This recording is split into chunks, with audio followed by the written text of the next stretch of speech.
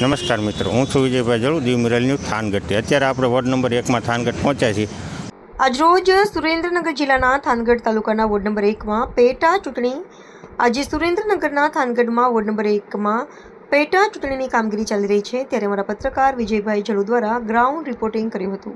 નમસ્કાર મિત્રો, હું છું વિજયભાઈ જળુ, દીવ મિરલ ન્યૂઝ થાનગઢથી। અત્યારે આપણે વોર્ડ નંબર 1માં થાનગઢ પહોંચ્યા છીએ, તો ચાલો એમની સાથે જ વાત કરીએ કે અત્યારે વોટિંગ કેવું ચાલી રહ્યું છે। આપનું નામ જણાવજો। Solanki Rajesh S, advocate and notary. અત્યારે આપણે વોટિંગનું કામગીરી કેવી ચાલી રહી છે? અત્યારે સવારથી 7 વાગ્યાથી અત્યાર સુધીમાં ખૂબ જ શાંત અને વ્યવસ્થિત રીતે વોટિંગ ચાલી રહ્યું છે થાનગઢમાં। અને કેટલું વોટિંગ થયું છે અંદાજિત?